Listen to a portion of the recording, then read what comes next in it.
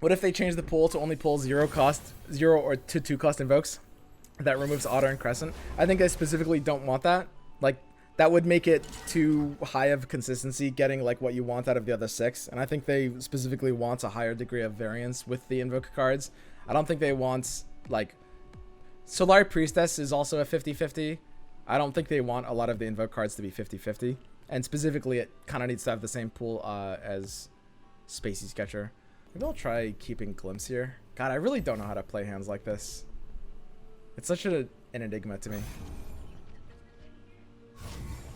The thing is, like, there's a lot of other potential solutions. You can change some of the mana cost around. You can nerf some of the cards in that pool of invokes.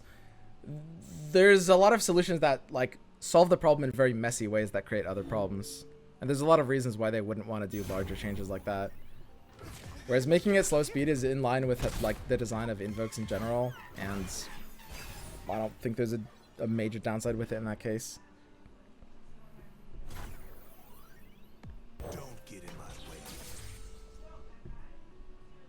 Wow, calling her Death Sand? If they don't break, okay. they'll burn. That's nice too. Might have had an attack here, but that's close. Oh man, so I really want to Relic on turn 5 when I'm attacking him with Plaza. I guess I can take an open attack here. If he wants to like combat trick this into my Lucian with like a Troll Chant, then I'm not necessarily unhappy with that. I could open pass. This attack is threatening 3 if he doesn't have a Troll Chant or anything. I think I'm actually pretty happy just open passing here. Don't think I need to do anything crazy. I'm happy if he burns 1 mana, and I don't have like an aggro draw. Like, we just want to set up Plaza into Relic, maybe take a stab at leveling Lucian, but mostly just force out removal on the first one and then play second Lucian and just overwhelm with Hecarim. Like, we don't need to go crazy here. So now we forced this man out. Now my Lucian has an attack. He could run Elixir of Iron, but I mean, pretty much that's just kind of unlikely. I don't know. Who the fuck runs Elixir of Iron in this deck? That would never happen. Believers and doubters. Long ago, the 2 nations lived together in dissonance. What? Then everything changed when the Gamba stopped working. Only Twitch employees, the T3 Pokemon subs, could fix it. But when the world needed them most, they vanished. 100 years passed. And my Swimps and I discovered the new Gamba, a bot called Stream Elements. And although its utility is great, it has a lot to learn in the art of Gamba before it can save anyone. But I believe Stream Elements can save the world. That's pretty good. So yeah, mostly we're just looking to like Relic on offense here. Although we do have the Ranger. Relicking on offense is just kind of like terrifying for him. If I Relic here and he doesn't answer the Lucian, then we're stopping his attack and leveling the Lucian, which is nice. If he has a way to answer the Lucian, then the Relic will actually persist and I'll just play the second Lucian. So, looks like a defensive Relic actually just works here. It's pretty rare that in this position, we like, look at his board. These like 2 health units. It would be so nice to have this on offense, but because we have the safety of the second Lucian and we have the Ranger, we kind of want to play next turn anyway. And the Ranger will allow the Lucian to level. We don't have any Sharks to summon with this, like, Unleash Spirit. Just because of all of that, it actually makes sense to just play this on defense and play the Ranger on offense. Crazy. Nice casual third Lucian here. Whee! I guess I was supposed to open attack before playing Ranger because I can't do a scout attack. I guess that's a bit of a problem because like the Lucian can just die to a trick. Yeah, maybe the fact that I didn't have the backup Lucian this turn was actually enough to get me off of that. I'm basically. Is there a weird relentless pursuit I could do? Burn his mana, do it. Honestly, burning his mana is not even that bad here. But like, he's mostly just looking for a trick-heavy hand. I have 2 Hecrims. God, burning his mana actually is just totally fine here. Yeah, I think I actually might have to. That's really funny. Like, normally, taking mana burns at that stage in the game against a deck like that doesn't do as much. But if he's just gonna allow me to, like, because of my hands having double Hecarim in it, I can kind of just outscale anything. And, I mean, he can never attack into me. So I'm always gonna have the advantage. Hecarim has a potential open attack. Hecarim's nuts here, actually. So now, because we can pre-develop Hecarim, if he attacks in, he's giving us a rally, which is insane. And of course, he has some potential counters, but unless he has one, he can't attack. And what that means is, like, my open attack with Hecarim will trigger the potential Lucian rally, which will allow me to get a scout attack in afterwards. And I can put Lucian on the right side of this attack. Like, Lucian can attack here alongside his brethren, because we have enough mana to replay other Lucians in hand after this. I might do, like, by the way, I can attack like 4 times next turn. If it perfectly executes, if everything happens perfectly, each of these Lucians, I have 3 different Lucians, and each of them can rally a different time. Which is kind of crazy. I think I need to keep Death Fodder on my board because of that. Because I might want that to happen. So I'll do a full thing here with one of the Lucians attacking. Because the Lucian needs to die so I can rally again off of a second Lucian. Because they have completely different rally pools, right? And we haven't used our scout attack this turn yet, but we can anytime we want. But we need to open attack so that we're making sure we get the ephemerals. Hands like this are so crazy. They're so sick. One suffers, another thrives. Routes closed. Oh, he's not even killing my Lucian? Why, man? Why would you not kill my Lucian here? He actually has no way to kill my Lucian. He had transfusion. He could have at least tried. I mean, I'll just glimpse it if I really have to. Sure. Yeah, I might actually just glimpse this Lucian so I can play another one and get its effect again. That sounds funny. I mean, you could argue that that's kind of the same thing as just like pressing the rally button that my Lucian also is in my hand. I could just play a second Hecarim too. But if I play second Hecarim, I can't chain the Lucians together. That's so much sadder, dude. Isn't Hecarim Relentless better? So I can win the game right now if I Hecarim. I'm gonna just go for a meme play. I see way too much of an opportunity to do a meme play. Like I'm just gonna do a content throw right now. It's the end of the day. We have to just do a content throw. Like, this is if Glimpse needs to draw me one of a couple of things here, but this can actually be nuts. Blighted hits. I think Blighted can hit post combat. So now I can play Lucian number 2, which will rally again as well. And this one's got 5 attack because it's the Plaza turn. And I can get the other rally here. I'll drag this and I'll drag that. No, I need to kill. How do I can just kill my Badger Bear to the Vlad, right? That's fine. I have too many attacks to make this like wrong. I just need to get the rally no matter what on this attack. So he'll chump block the Lucian with one of these. He probably can't block the spider. Maybe attacking with spider had to have been wrong. Maybe. Yeah, I can't not do that. I can't not do the content there. This is really funny, guys. So now he should be pressing to letting this through. Now we've rallied again because we sent our Grizzled Ranger into death. So our Lucian rallies again. Now we kill our Lucian again with the Blighted Caretaker. So Lucian dies again while summoning these. And now we play the 3rd Lucian from the hands, which has a 4th rally, or a 4th attack this turn. And now once I do this attack, I have a 4th attack after this. I just like, that's just too funny, dude. Of course, I have to do that. I have to. Like, that's so stupid.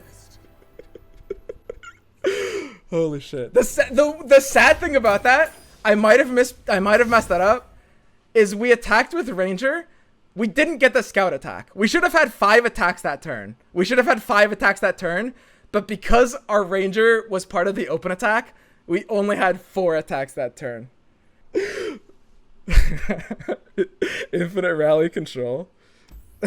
that's so fucking fun. I love this deck so much, dude. Cut 1 onslaught. Oh yeah, I forgot we were cutting onslaught. Shit. I actually I forgot the entire point of everything I just said, which is that onslaught is shit and we're replacing it. I've just forgotten which card we were replacing. I'm kind of like exaggerating, like when I say it's shit. I mean, it's not a 3 of probably. The biggest thing about Onslaught is basically when you haven't drawn Relic or you've already used a Relic and you need a Relic. Which is like, if you're playing against Nopify and you have like the backup Onslaught, that works. The most common thing is when the opponent develops into you, you have like the Onslaught as a double blocker on defense, which is nice. But it was a lot worse than Relic. And I don't think I need the 6th of that slot just because Caretaker, I mean, we kind of have a 9 of, right? We have like 3 Relics, 2 Onslaughts, 3 Caretakers. So the number one rule you guys have to understand about ratioing, and if you're listening to this and understanding it, you probably already intuitively understand it, which is just like looking at slots as a function of the role of that card and not just that card. And that's why auto 3-ofing isn't good deck building, because like it's just, do we want 5 1-drops or 6 1-drops, right? Which in some ways Sapling Toss can fulfill the role of that. In some ways it can't, but Hapless and Wardens are very close. So do we want a 5 of or a 6 of there? And when we're looking at like the ephemeral wide things, we've got Haunted Relic, Onslaught, and Caretaker. These do a few things all at once. They enable Chariots, they enable Lucian, they enable Hecarim, they punish development with wide boards, they can clear off wide boards on the attack. Caretaker can do it without Plaza, the other two need Plaza, but very similar concepts. As soon as we have 9 of this card, 3 Haunted, 3 Onslaught, 3 Caretaker, 9 is a bit too much. And so at that point, Onslaught is the weakest one here. Maybe we can go to an 8 of, right?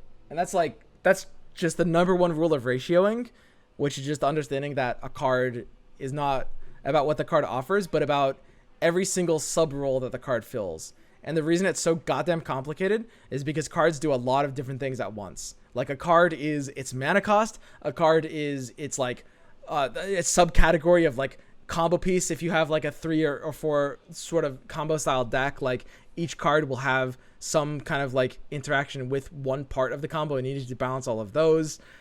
You know, cards can be bad if double drawn or solid if double drawn, so ratioing has to include that as well. But when we look at it all, Onslaught doesn't want to be like the 9th ephemeral swarm card, I guess we can call them. Evershade. Evershade is actually, if we're looking at Evershade in the card, in the deck, we should evaluate it like it's a finisher almost. It's like a Cythria or like a Rekindler or like a 4th Harrowing. Obviously not as good as those cards necessarily, but it's doing the same role, which is that it's helping us not run out of steam. Like when we're down to our last cards, we can still win the game off of Evershade. So it's kind of like a finisher, might be the wrong word, but not run out of steam card. I can just like outvalue and win.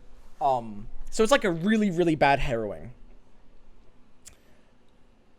Which is, you know, a 4th really bad Harrowing is fine, by the way. Like, Rekindler, I could consider this. This is like a 4th bad Harrowing, too. I'm fine running one Rekindler in this deck, by the way, as a 4th bad Harrowing. But the thing about Evershade is just that when you look at Evershade as a card, it sort of lies to you. What it tells you is that this is a flexible card that can be used for either role, but in reality, it kind of sucks at being played before the late parts of the game. Like, it's just not worth its mana early. So because it sucks at doing that, it just ends up being like a slightly suboptimal version of later value things, right? There's just no reason to play this early. So the sort of flexibility that it boasts is just a lie. To understand, if we're thinking about ratioing like this, we could think about running Soul Shepherd. Now, we know from the stats that decks running 3 Soul Shepherds have completely abysmal win rates. But if we think about Soul Shepherd like a 4th bad Plaza, which it kind of is, I could see some arguments to run like 1 Soul Shepherd. Now, I wouldn't do that in this case, but what I'm saying is like understanding how ratioing works and how cards fill different subcategories, like it doesn't feel good to double draw Grand Plaza, and for the same reason, it's actually not good to have Plaza Soul Shepherd, because you have only 4 spots on your board at that point, and like Soul Shepherd usually can't attack or block until later if you actually want to use it, and double drawing Grand Plaza isn't really any worse than drawing Plaza Shepherd. It's the same role, and we don't want to double draw that, but we do want to draw 1. So we have to ask ourselves, would we run a 4th really bad Grand Plaza? A really big thing to understand is like the answer is often yes to that question. And a lot of people get baited by no. A lot of people are like, well, it's worse than this other card, so I can't run it at all, right? In reality, sometimes running a fourth bad version of a card is just necessary for how a deck plays. In this case, though, it's not. But if you're going to run Soul Shepherd in this deck, it makes sense as like a 1 of, not even a 2 of, but definitely not a 3 of. But yeah, in this particular case, I don't even want one of this card just because it's so much worse than Plaza. And if you've been watching these games, you might notice, like, I don't know if I even want a fourth Plaza. Like, if I could run Plazas in my deck to varying quantities, I can guarantee you I wouldn't run 5. And there's a very good chance I wouldn't run 4. I don't know. Because double drawing Plaza isn't great, and Plaza isn't actually as important to how this deck plays out as it was in the early versions that started with it. Like, 3 Plazas is perfectly fine. Maybe 4 would be slightly better. Maybe. That's a maybe. I don't even know if that would be true. But are you even sure you want 3? So that's a great question. Like, you know, you could suggest not even having 3. The answer is yes, I am sure I want 3. But I'm not even, like, I do even have to consider going down to 2. I have considered it multiple times today going down to 2. I've decided against it. But it's a good question because, yeah, you should always consider that. And that's just kind of like, you know, one of the most important aspects of deck building is this idea of just ratioing your cards. As long as you're seeing your cards as like a function of all the kinds of subcategories they fit into, usually it's simple to think of like 1 or 2 for the purposes of what you want as a card, then you'll have a much better deck build process. Part of the reason why Onslaught is not as good, by the way, in this version of the deck is not just because it overlaps with Blooded Caretaker, but it has another subcategory that we're a little too much on, which is 2 mana cards that want to be played all around the same part of the game, right? Like, not only is it a little unnecessarily with Caretaker, but we do have a lot of 2 mana cards. We always have. It's fighting for Haunted Relic. It's fighting for some turns like Shark Chariot and Lucian. It's fighting for. And you'll notice, like, if I were to cut a second Onslaught, Pesky Spectre helps both conditions in comparison to Onslaught. It still works with Plaza like Onslaught does, and it still, you know, works with Caretaker instead of working against Caretaker, which is crazy, right? Onslaught has a problem with Caretaker. Pesky even makes Caretaker better. And then the third thing is that we look at these 2 mana cards and we're like, another aspect of Onslaught, another role it fills is this 2 mana thing, which we also have too much of. So I think personally, Onslaught should probably be a 1 of in this deck. From the games I played today, I like 1 Onslaught, maybe even 3 Pesky. I'll have to try this out. Maybe Pesky can't be a 3 of. There's some additional problems with that as well. But when you think about it, it's kind of doing all the same thing that Onslaught is doing anyway. So who knows? Maybe Onslaught has to be a 2 of, but this is just like one swap I'll make for now. And maybe it's not Pesky. Maybe it's 2 Pesky, 1 Onslaught, something else. We'll figure that out as we go. But as long as you're thinking on these lines, you'll build your own decks just fine.